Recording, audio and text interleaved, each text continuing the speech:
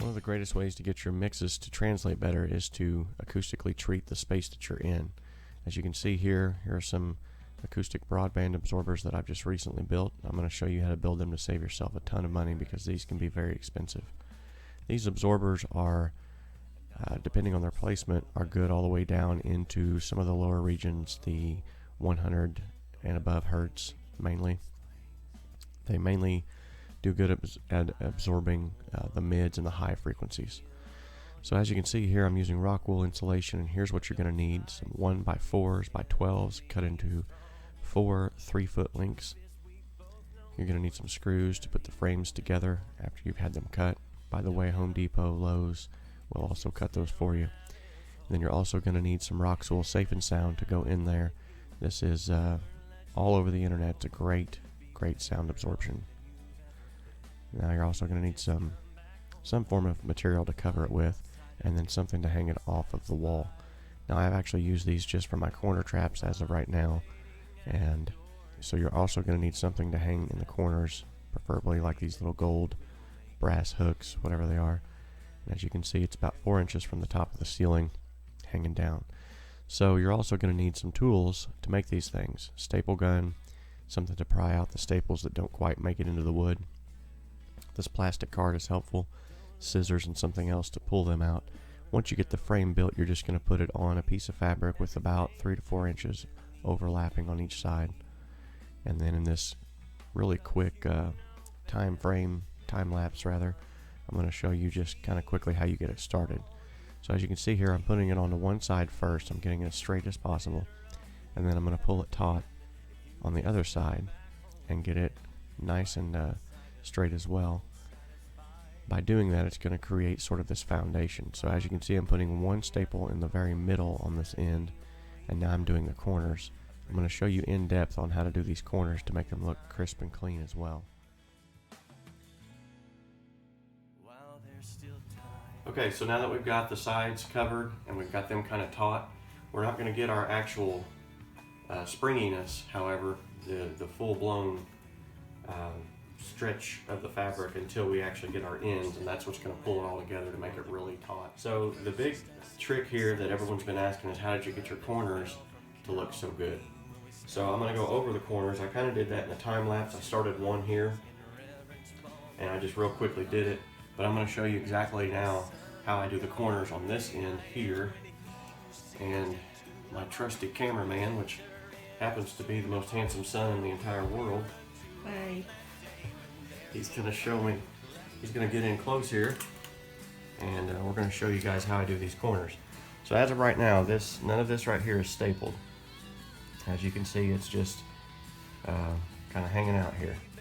I've got the very center piece right there stapled, and that's just to hold this in place. Now I'll staple all that down after I get this good and taut as well.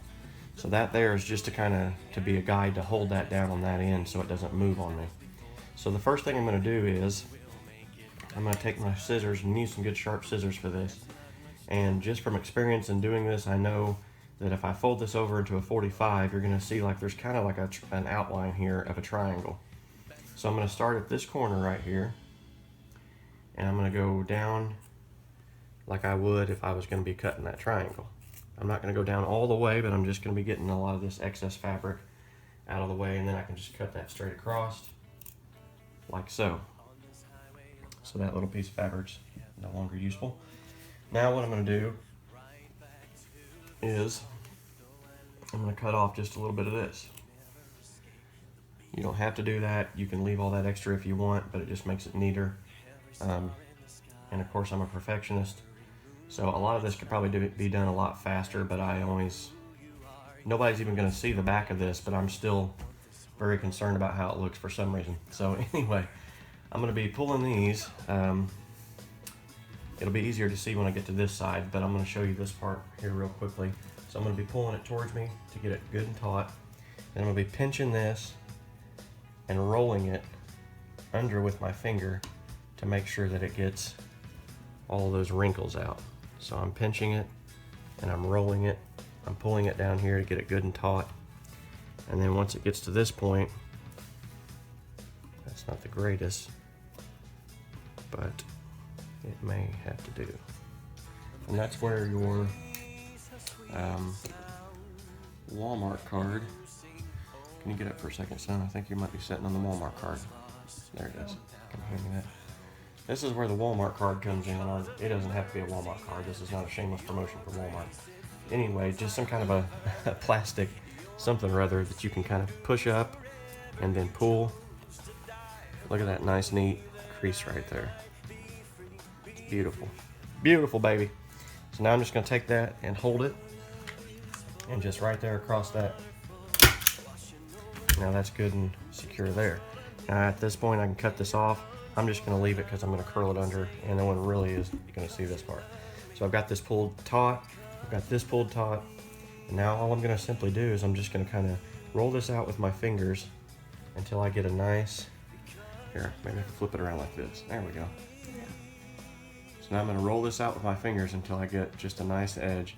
And if you're too close, you're going to do this. Or too close. If you roll it out, not enough. I don't know what I'm trying to say.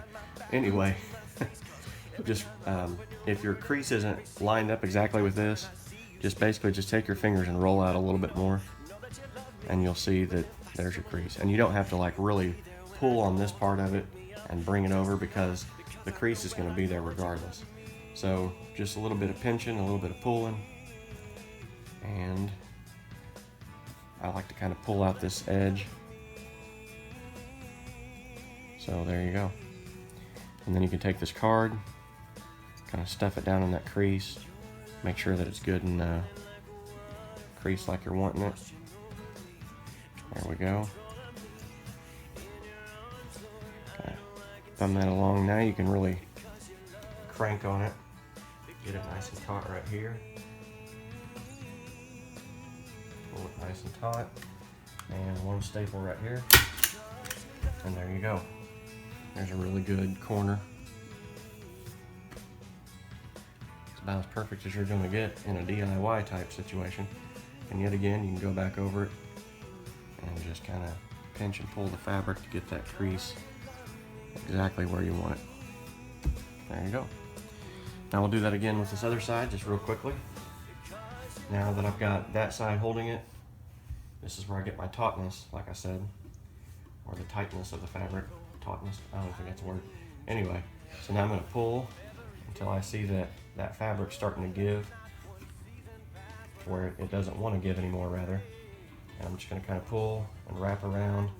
I'm going to hold that point where I've just pulled it about the same place where that one is over there, and I'm just going to put an anchor there. Now, when I go to do the rest of this, you can see it's very taut. It's got some springiness to it, which is good.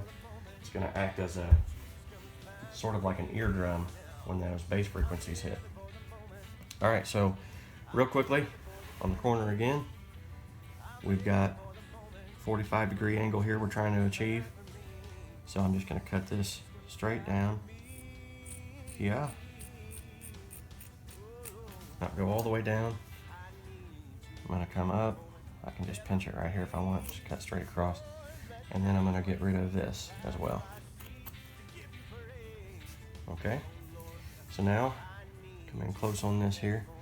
Right here, I'm pulling towards me to get that nice crisp edge. I'm taking this and I'm pinching it, pulling it, twisting it to get that nice crisp edge. And at any time you want to hold that edge, just simply press it down with your finger wherever you just made that crease, and it won't move on you, especially if the wood does not have rounded edges. So now I'm going to use this to get that really crisp edge there. Like I said, you don't have to be a big perfectionist on this part. No one's ever going to see it unless you take it down and show it off the back. But there we go. Okay, so now we've got this part here. Once again, just going to bring it out to the edge, pull it up. You don't have to crank it at this point. Once you get your edge the way you like it, get that nice and crisp looking, then you can crank it. And by crank it, I just mean pull it up, make it really taut. Alright, and there we go. That edge is done. Now with that anchored in over there, and this over here anchored in, I know I'm pretty much right where I need to be, so I can just start pulling this fabric here up here to get it nice and taut. And the easiest way to do these end pieces, especially at this point, is to just flip it up, because you already know that you've got your tautness here now. I keep saying tautness. Your tightness, I guess. I don't know. Alright, so I'm just going to go right along here and not even hit the fabric. There we go. Every 5 minutes. So that's it. Hope you all enjoyed. Go and build yourself some, save yourself a ton of money. Okay, so now we're to the point where we've got the bass trap ready to actually install the Roxul Safe and Sound. So what I've done is I've laid it here on the garage floor, and I've got a little piece of plastic, some tarp underneath it so it's not going to get dirty. And as you can see, when you get this stuff, you get quite a bit. I paid, I think, $45 for this, and I've already made 2 other bass traps. So I'm getting quite a bit of stuff here. But basically, the length of these and the width of them, you're going to have to cut a little off the end, but with this method here, the actual Roxul itself, the batting, should fit snugly down into there to where there won't be a lot of play. And so as you can see, 17 inches, these are roughly, 17 inches wide, and they are about 3 feet, 5.5 inches tall. So that's about what you need. Gives you a little bit of play on both sides. And now I'm going to show you how to put it in there. So when you get this stuff from the store, it's going to come in a big bag. That bag is going to create a little bit of crushing on the outer. So on the tops and the bottoms of the bag, you're going to have pieces of Roxul that have this here where it's kind of crushed, condensed. You can see how it's a lot thinner than this. It's been crushed and condensed. So what I did is I took the middle, and it's down here on the bottom. The stuff that was on the tops and the bottom, that's up here, the stuff that's been crushed. So I'm using this stuff here that was in the middle. So the stuff that's in the middle, as you can see, is perfectly flat. It's got nice depth to it. This is what I'm going to be using. Now it's up to you which side that you put down in there. This side here actually has a little bit of ridges to it. So I'm putting that facing towards the front, so it'll act sort of like a makeshift diffuser. Not that it's really going to do much, but it's just something to... So now I'm going to take the panel itself. I'm going to lay it down into, very carefully, into the actual bass trap. As you can see, that fits nice. It's not snug. There's probably maybe, I don't know, 1/4 of an inch on each side, which is fine. You want to be able to have ability for some frequencies to still make it through the back of the wall. And as you can see, it's a little bit too long. So what I'm going to do is, I would definitely suggest that you wear gloves with this stuff.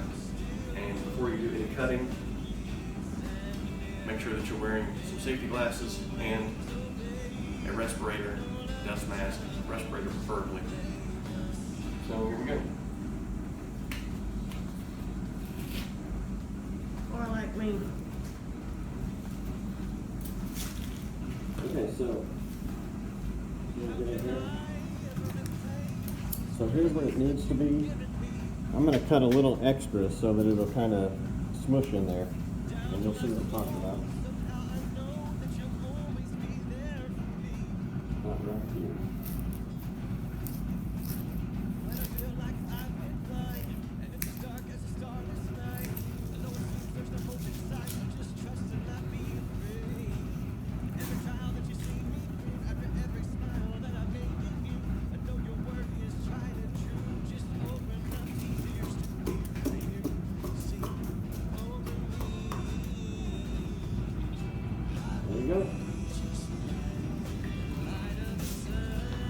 Alright, so there we go. It's nice and tight in there. Not too tight, but if I stand it up, you'll see that it's not just going to flop out either. Now, one thing that I did on the previous bass traps, which I'll be doing on these as well, I'll show you those real quickly. On the back of these bass traps here, I've got covered. I actually took the scrap fabric that I used, wrapped a piece of MDF, and just made a brace to hold in the back of these, stapled it there, and it doesn't look the greatest, but it does the trick. I've got one at the top and one at the bottom, about a foot from the top, a foot from the bottom. And this will just hold them in there. There should be any sagging over the course of the future. It won't flop out or fall out or anything like that. So yeah, there's 2 bass traps there that's made. There's 2 more that's getting ready to be made. I've got, by the time this is done, I'll have 4 slices of this thick almost square slab here, and I'll probably use that to make some smaller absorption panels. So, all right. So now that the bass traps / absorption panels are completed, you can put your eyelet hooks on the inside of the frame, string up in this sort of fashion here with a sort of a loop and a pulley method. You'll notice I've got one at the very bottom too that I'm gonna hang those onto. Now I've just hung them onto the gold hooks in the corners and pulled that taut, and there you go.